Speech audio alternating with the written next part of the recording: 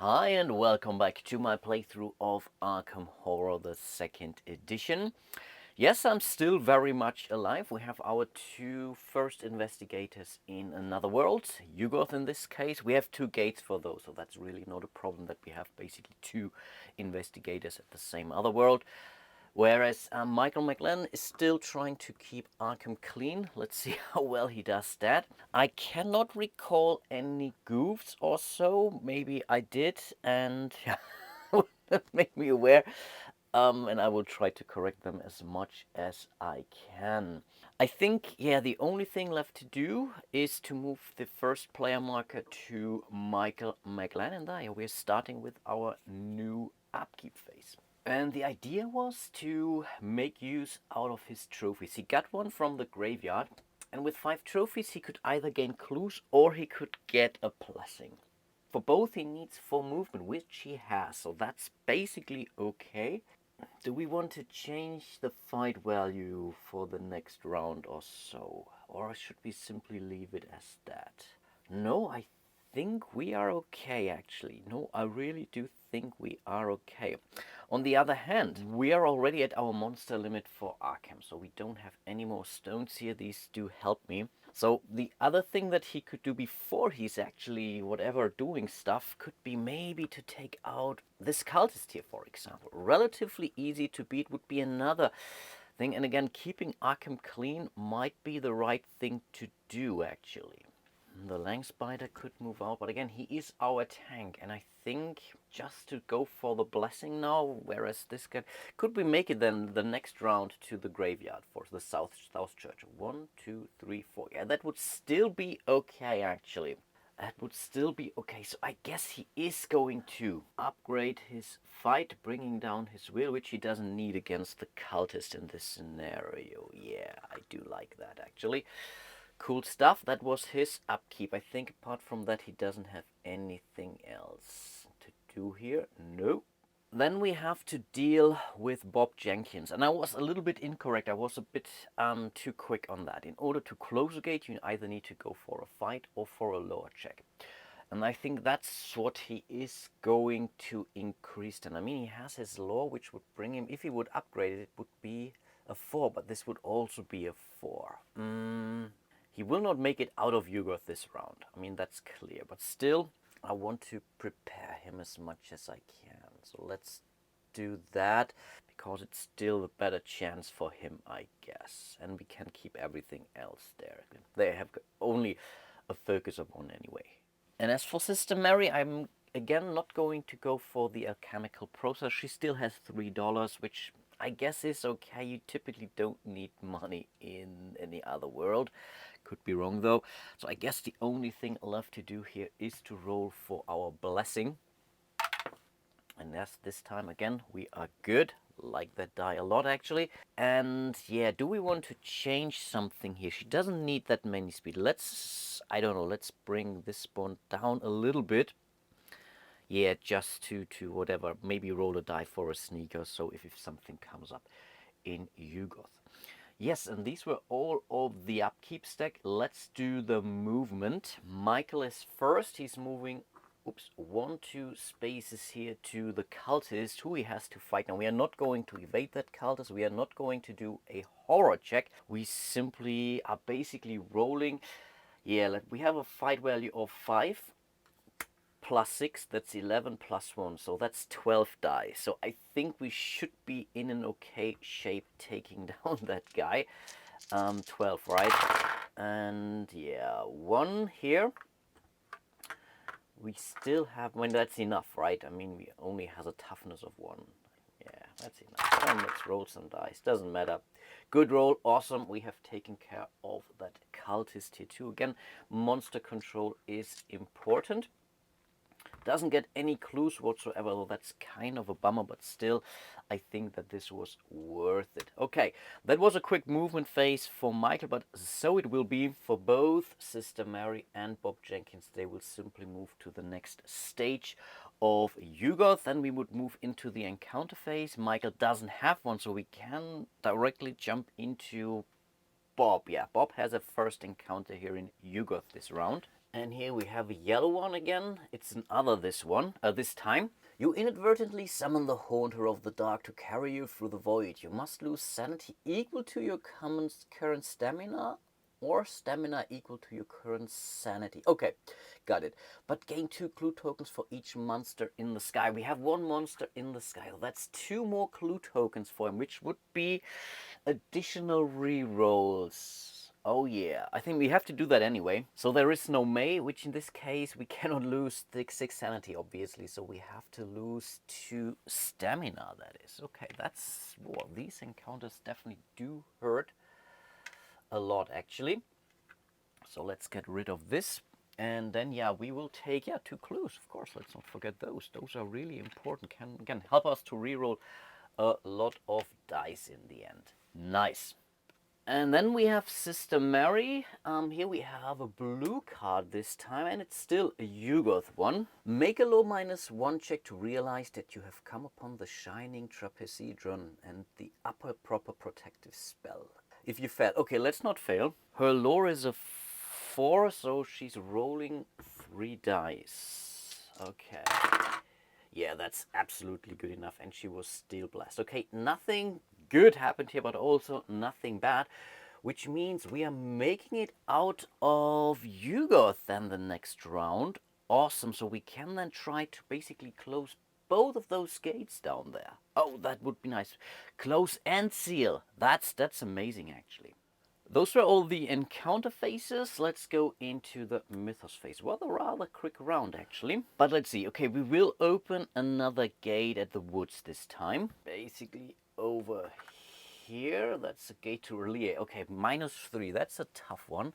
Let's bring out another Doom marker. So he's now at 6. We need a monster, which means I have to remove that cube again, which was freed up before, but I still think that this is okay.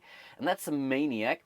And the Maniac has his toughness increased by 1 because of our scenario sheet here, meaning they have a 2 basically. If the terror level is at least 6, Maniac's fight rating increases to -2.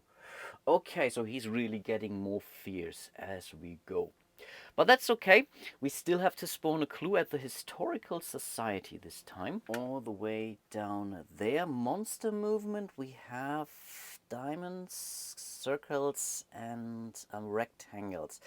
Yeah, we have the Hound of Tindalos. Okay, that could be a problem. And yeah, we also have the Migo here in the skies. Ooh, okay, that's bad. So the Migo will definitely move down here. They will not attack us right now, but we have to deal with basically all the monsters in our space.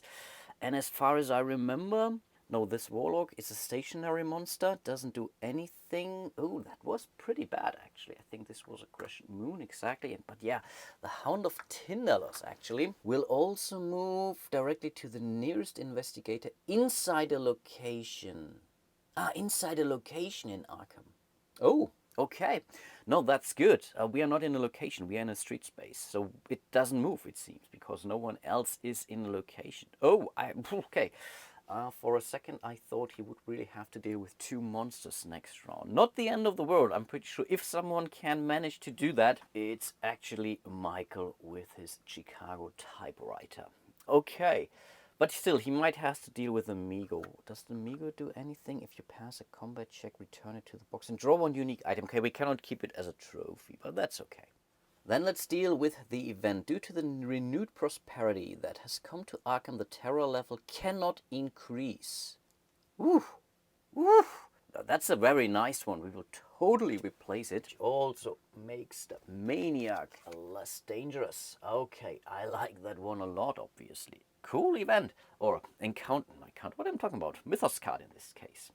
But this was also the last Mythos card we knew. You remember in episode 1 or 2 we had this nice thing where we would be allowed, where we were allowed, I think it was an encounter card, where we were allowed to basically peek at those and put them back in any order. So the starting player lead investigator token goes back to Bob Jenkins, if I'm not incorrect. And then we are moving into the Upkeep phase. During his next movement phase, he's moving out of Yugoth. So basically moving back to one of those gates. And he's most likely going for the fight value. On the other hand, if he's going for lore, the +1 lore, every every clue token you spend to add to a lore check, add 1 extra bonus die. I mean, lore is then maybe the better deal for him actually, because he can use lore much better. And again, the Ezreal is saying, yeah, let's do that for his focus action in this case. Yeah, let's do that. It's still 4 minus 2, that's 2. But again, for every clue he's then spending, he gets 2 dice. Yeah, absolutely. Then it's Sister Mary. She's not going to use her alchemical process again. She has to roll her blessing die, though. Ooh. For whatever reason, for a split second, I saw the 1. Okay, because this would be really the worst timing actually to lose that blessing when we're about to close a gate there. And yeah, she will definitely go for lore, obviously. Anything else she wants to change? Maybe 2 and 2, just to be...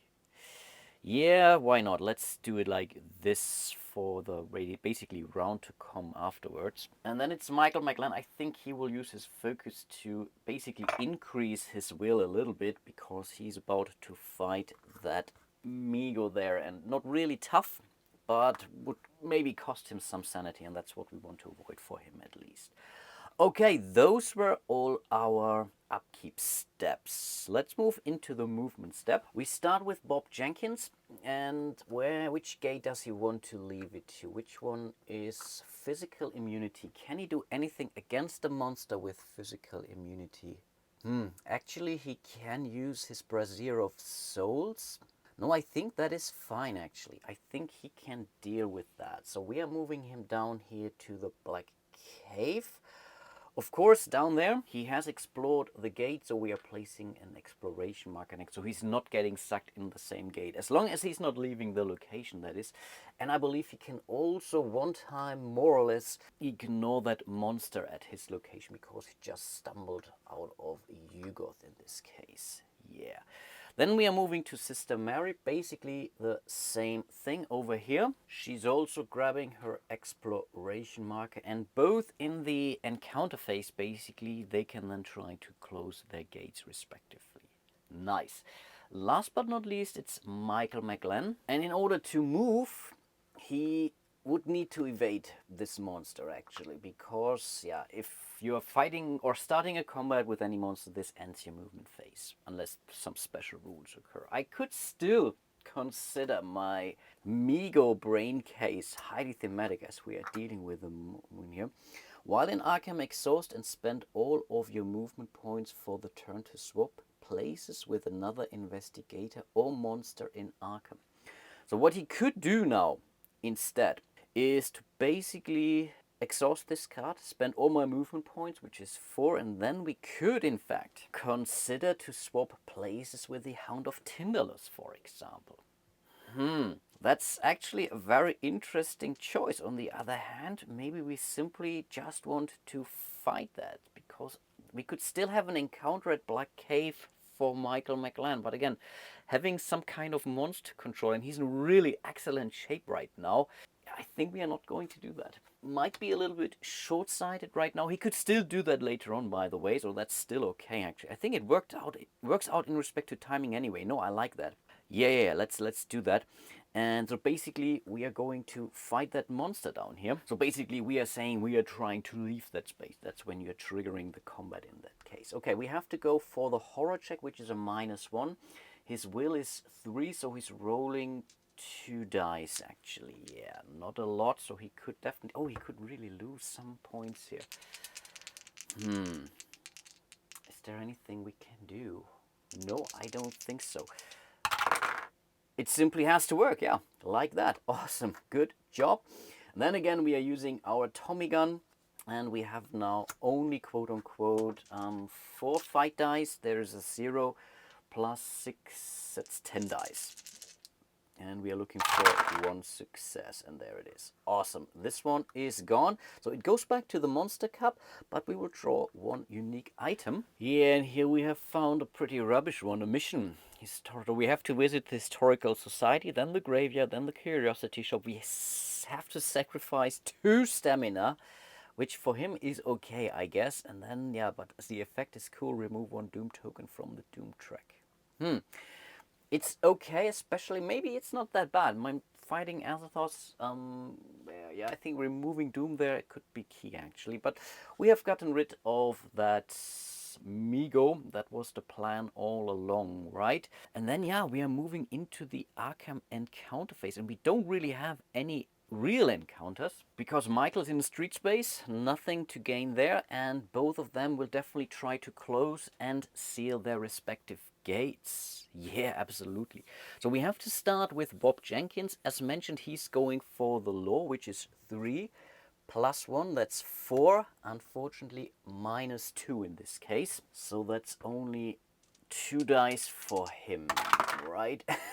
Wow, he makes it without even spending a single clue. Are you kidding me? Amazing job. So we can get rid of this. This is basically a trophy for him, which he can spend on basically getting blessed or whatever. This goes away, and now he's also spending 2, 4, and 5 clue tokens in order to basically seal our very first gate. 5 more to go and we win the game.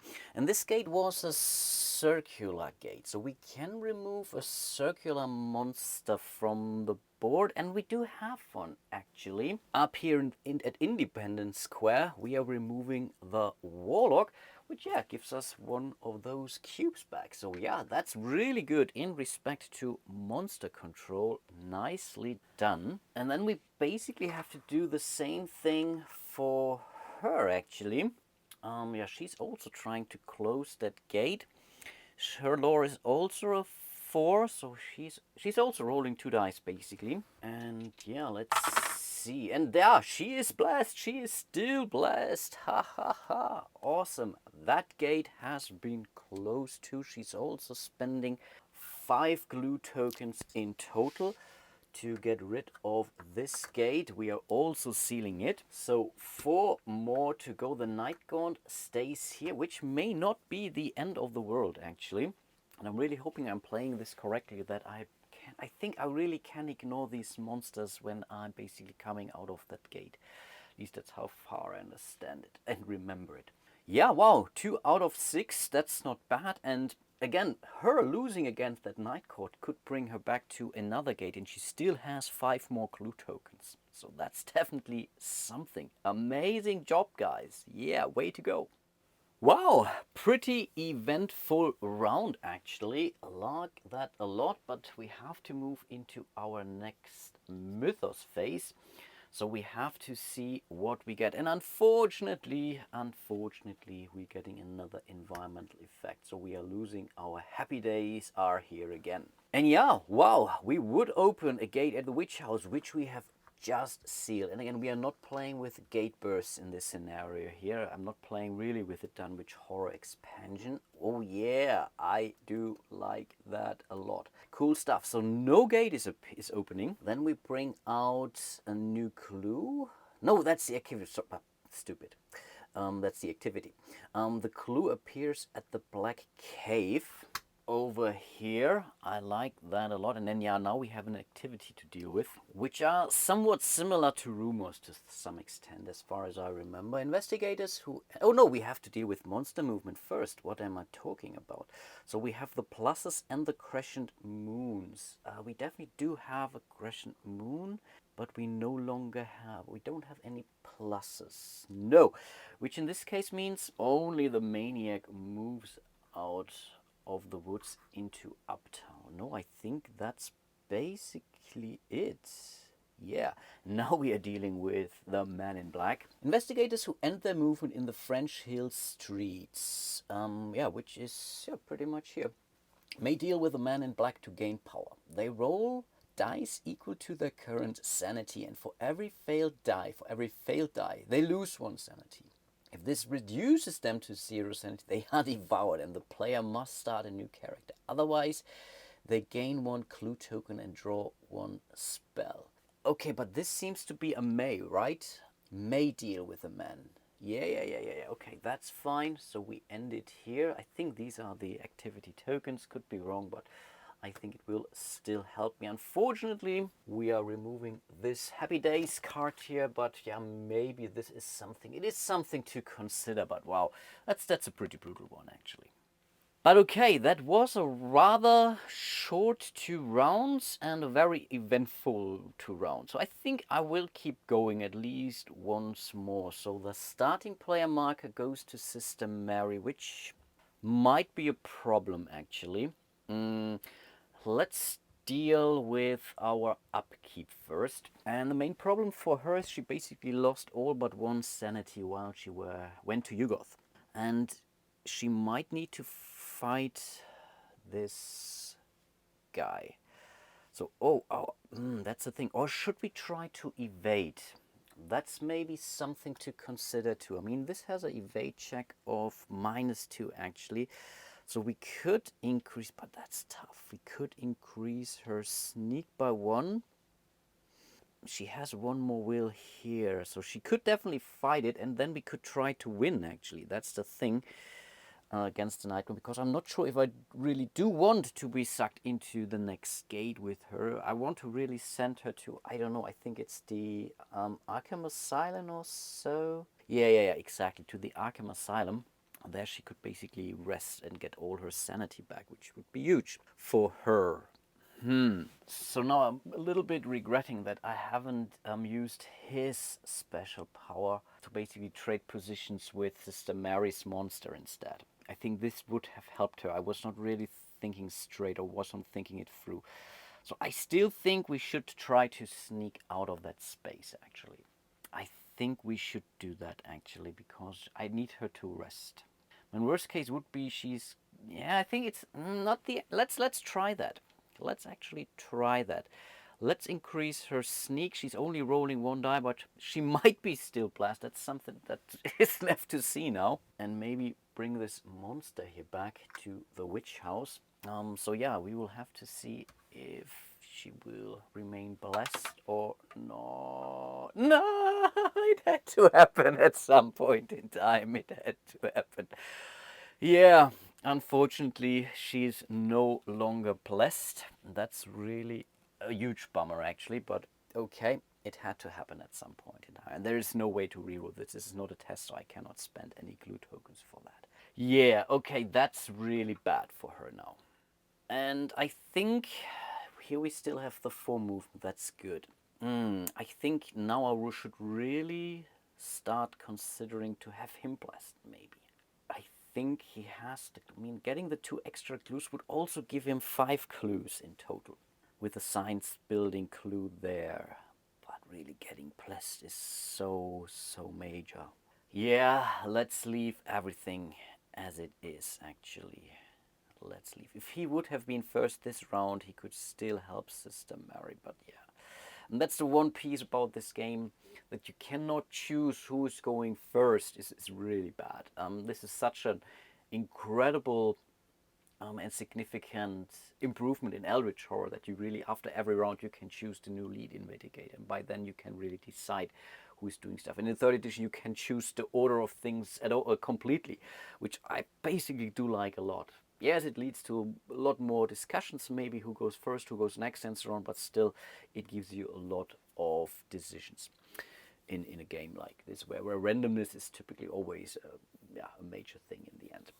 But okay, no, I will stop here for him for the upkeep. And he's also in a very bad shape, actually. Because this Hound of Tindalos is really bad. Definitely beatable for him. He has a lot of items and whatnot, but this horror check really frightens me. He's down to 2. So should I really try to sneak out?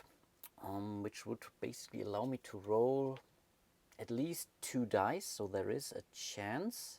On the other hand, we have the mental fortitude. After making any horror check, exhaust to add 1 success to the result. So I think the fight might still be our better deal. So I think in this case we may want to increase our will instead. Yeah, let's do that. Let's really try to fight the Hound of Tindalos while we can. And then yeah, let's go to the movement phase with Sister Mary, who is first. And yeah, she has this one here, which give her a +1 to the horror check. But I think I wanted her to move out of this. Problem is she is no longer blessed. And this is bad. And with only one die actually to evade this Night Gaunt, 3 minus 2 is 1. That's really a tough one. I mean, again, we could find it. That's 1. No, she has 2 dice because she has a will. So she can make, I think it's not unlikely that she's going to make that one here. And she could even try to fight that monster. I think maybe we should fight instead. I think we should stay here and fight.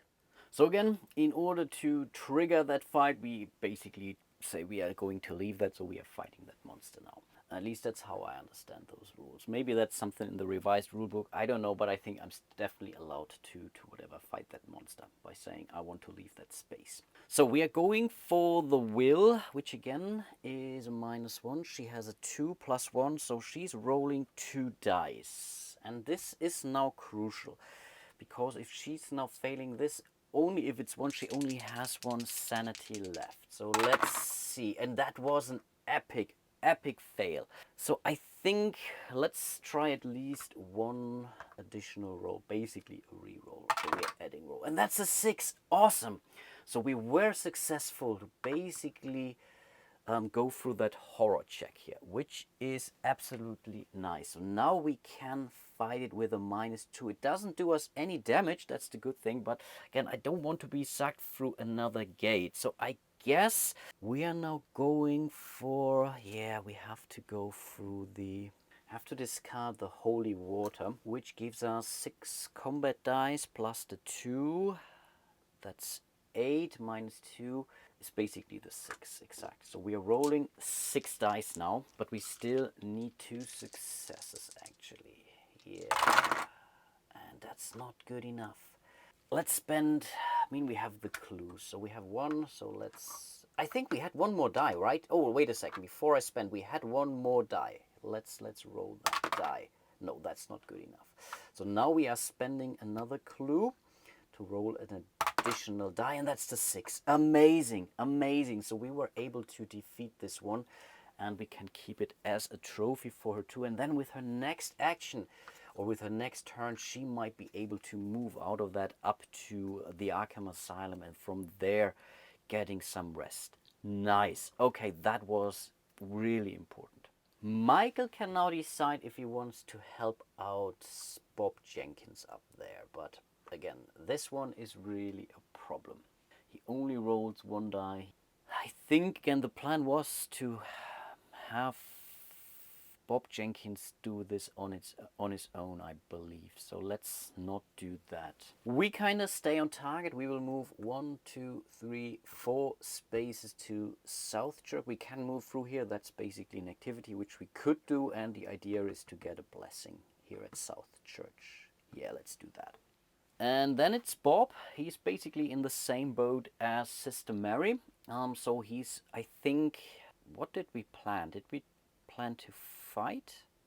I think we were going to fight this monster, right? Yeah, so again, we are announcing to move out. We are basically fighting the Hound of Tin Nose. We have to go with a horror check. Right now, our will is a 4 minus 2. That's 2 dice. Yeah. Okay, we are looking for 1 success. I mean, if we would lose 4 sanity, we would be basically insane anyway. And that's not good enough. So I guess we are then using our mental fortitude, which says after making any horror check, exhaust to add 1 success.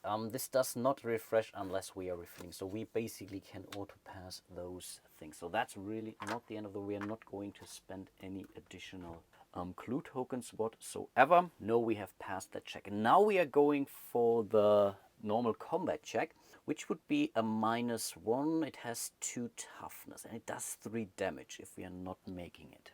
So our fight is basically a 3 -1, so that's 2 dice, which would be in fact already enough if we roll 2 5s and or 6s, but yeah, let's not count on that, right? So we could Now go for the magical weapon here. We need a magical weapon because it has physical immunity. Any phase exhausts before making a combat check to gain +8 to that check. And it also doesn't really exhaust on its own.